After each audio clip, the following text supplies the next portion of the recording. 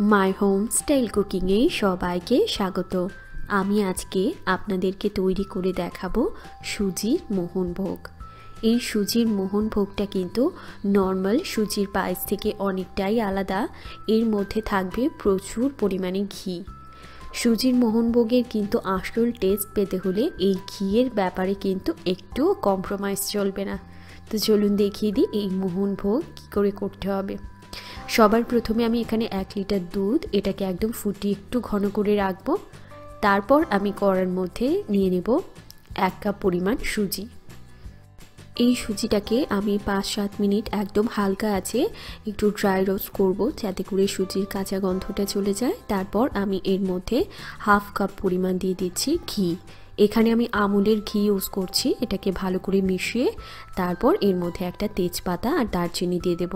আমি ছোট এলাচটা কিন্তু যেহেতু গুঁড়ো ইউজ করছি তাই এখন দিলাম না, আপনারা ছোট এলাচ দিলে এখনই দিয়ে দেবেন। এটাকে ততক্ষণ অবধি ঘিয়ে ভাজতে হবে যতক্ষণ না অবধি এটা একদম সুন্দর লালচে হচ্ছে। তারপর এর মধ্যে দিয়ে দেব একটুখানি এলাইচি পাউডার।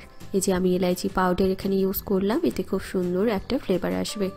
যখন সুজিটা এরকম হালকা কালার চলে আসবে তখন এর মধ্যে আমি দুধ দিয়ে দেব। দুধটাকে দিয়ে এটাকে সাথে সাথে মিক্স করে নিতে হবে, মানে একবারে পুরো দুধটা কিন্তু ঢেলে দেওয়া যাবে না, অল্প করে দিতে হবে। তারপর এর মধ্যে মেশাতে থাকতে হবে। এরকমভাবে একটা উইস্ক ইউজ করলে খুব ইজিভাবে হয়ে যায়। এরকম করে মেশাতে থাকবো আর দুধ দিতে থাকবো। আপনারা যদি ভাবেন যে এটা ঘিয়ের পরিবর্তে সাদা তেল দিয়ে করবেন তাহলে কিন্তু হবে না। সুজির মোহনভোগটা কিন্তু ঘি আর দুধ দিয়েই করতে হবে। দেখুন এরকমভাবে দুধ দিতে থাকবো আর এটাকে মিক্স করতে থাকবো। যখন সুজিটা মোটামুটি একটু ফুলে আসবে তারপর কিন্তু এর মধ্যে চিনি দিতে হবে, আগে চিনি দেওয়া যাবে না। এবারে আমি এর মধ্যে কি করব, এই যে সুজির মোহনভোগটা বাদ বাকি দুধটা ঢেলে দেবো পুরোটা। মোটামুটি এখানে আমার 1 কাপ সুজিতে কিন্তু পুরো 1 লিটার দুধই লেগেছে। এর মধ্যে চিনি দিয়ে দিলাম কিছুটা পরিমাণ। তারপর মিক্স করে যদি মনে হয় আমি বাদ বাকিটাও দিয়ে দেবো এর মধ্যে।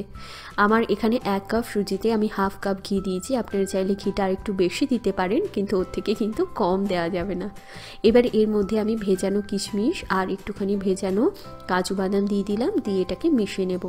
আর অবশ্যই করে কিন্তু কিশমিশটা আগে দেওয়া যাবে না, সুজিটা যখন ফুলে উঠবে তারপর দিতে হবে, কেননা আগে দিলে কিন্তু অনেক সময় দুধটা ফেটে যাওয়ার চান্স থাকে।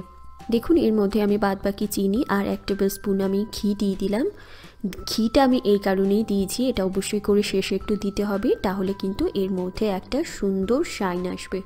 যখন এটাকে নাড়তে নাড়তে দেখবেন ফুলে গিয়ে একদম কড়ার থেকে ছেড়ে দিচ্ছে এই সুজিটা, তখন বুঝতে হবে এটা রেডি। তো তৈরি হয়ে গেল সুজির মোহনভোগ। আপনারা অবশ্যই এটা ট্রাই করুন। এটা কিন্তু সকালের লুচি পরোটার সাথে খেতে অসাধারণ লাগবে। তো আশা করছি রেসিপিটা ভালো লেগেছে। ভালো লাগলে লাইক করুন, শেয়ার করুন আর আমার চ্যানেলকে সাবস্ক্রাইব করুন। ভালো খান, সুস্থ থাকুন।